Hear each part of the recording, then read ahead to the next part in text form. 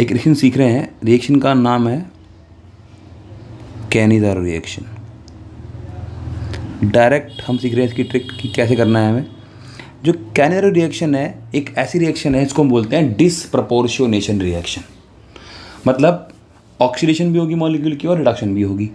और एक कैसे मॉलिक्यूल में होगी? ऐसे मॉलिक्यूल में होगी जिनमें अल्फा हाइड्रोजन नहीं होता है, एल्डिहाइड्स होनी चाहिए। ठीक है, तो aldehydes containing no alpha hydrogen in the presence of concentrated alkali gives disproportionation reaction that is known as Cannizzaro reaction. सबसे पहला एग्जांपल इसका देखते हैं, फॉर्मेल्डिहाइड। आपके पास ये फॉर्मेल्डिहाइड है, यहाँ पर आप चेक करो कि अल्फा हाइड्रोजन नहीं है। अल्फा हाइड्रोजन क्या होता है कि जो ये फंक्शनल ग्रुप जिस कार्बन के साथ अटैच्ड है उसको बोलेंगे अल्फा कार्बन। इसमें तो अल्फा कार्बन ही नहीं है, तो ये हम कहेंगे इसमें अल्फा कार्बन नहीं है या मतलब अल्फा हाइड्रोजन नहीं है, तो it will show Cannizzaro reaction.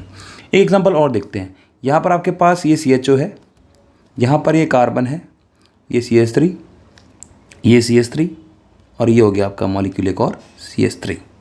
आप देखो कि अल्फ़ा क्या है, जिसके साथ CHO अटैच्ड है वो कार्बन अल्फ़ा कार्बन है। इस कार्बन पर H होना चाहिए बट है ही नहीं, तो हम बोलेंगे इसमें भी क्या है, नो अल्फ़ा हाइड्रोजन एटम। ठीक है, तो ऐसे मॉलिक्यूल जिनमें अल्फ़ा हाइड्रोजन एटम होगा वो दिखाते हैं एल्डोल कंडेंसेशन, और जिनमें अल्फ़ा हाइड्रोजन नहीं होता है वो दिखाते हैं कैनिज़ारो रिएक्शन। एक एग्जांपल और देखते हैं। आपके पास एक मॉलिक्यूल है बेंजल्डिहाइड, ये मॉलिक्यूल है बेंजल्डिहाइड।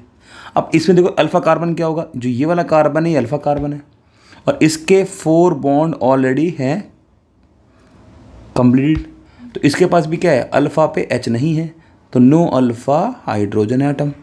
इसके पास भी अल्फ़ा हाइड्रोजन एटम नहीं है। तो आपको ये समझ में आ गई कि कौन से मॉलिक्यूल हैं जो कैनिज़ारो रिएक्शन दिखाएंगे। ये तीनों ही मॉलिक्यूल दिखाएंगे कैनिज़ारो रिएक्शन। अब करना क्या है, हमने कहा कि हम लेंगे यहाँ पर कंसनट्रेटेड एल्कली, मतलब कि मैंने ले लिया कंसनट्रेटेड NaOH ले लो या कंसनट्रेटेड KOH ले लो।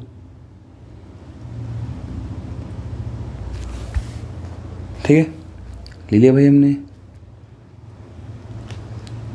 अब करना क्या है, मैंने बोला ये होता है डिसप्रपोर्शनेशन रिएक्शन। तो एक बार करनी है ऑक्सीडेशन, एक बार करनी है रिडक्शन। तो जहाँ पर भी CHO ग्रुप है एक बार बन जाएगा अल्कोहल और एक बार बन जाएगा एसिड का सॉल्ट। तो एक बार बन जाएगा अल्कोहल। तो अगर मैं फॉर्मेल्डिहाइड से अल्कोहल बनाऊं, एक कार्बन का अल्कोहल क्या होता है, एक कार्बन का अल्कोहल होता है मीथेनॉल, तो बन गया CH3OH।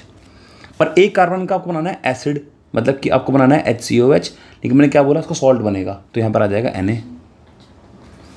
और एग्जाम्पल देखते हैं, यहाँ पे क्या लिखा हुआ है CHO। तो जहाँ पर भी CHO लिखा है एक बार बन जाएगा वो अल्कोहल, जहाँ पर भी CHO लिखा है वहाँ पर आप लिख देंगे CH2OH, और वहीं पर एक बार लिख देंगे आप CH3, ये लिख दिया मैंने सेम। जहाँ पर भी CHO है वो एक बार हो जाएगा ऑक्सीडाइज और बन जाएगा सॉल्ट, तो क्या बन गया CONA। देखते हैं, जहाँ पर भी CHO है एक बार क्या बन जाएगा अल्कोहल, तो एक बार क्या बन गया CH2OH, और एक बार क्या बन गया उसका सॉल्ट, मतलब आपका बन जाएगा CONA।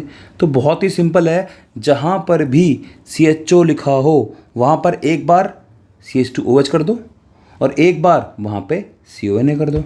जहाँ पर भी CHO है एक बार CH2OH कर दो और एक बार CONA कर दो।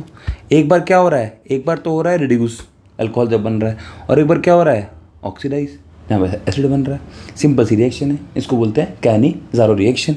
पहले आपने करा किस मॉलिक्यूल में होगा, जहाँ पे अल्फा हाइड्रोजन नहीं होंगे। किसकी प्रेजेंस में होगा, बेस की प्रेजेंस में होगा। कैसी रिएक्शन है, डिसप्रपोर्शनेशन रिएक्शन है। एक बार क्या होगा ऑक्सीडेशन, एक बार क्या होगा रिडक्शन। जहाँ पे CHO है वहाँ पे CH2OH और जहाँ पे CHO है वहाँ पे CONA।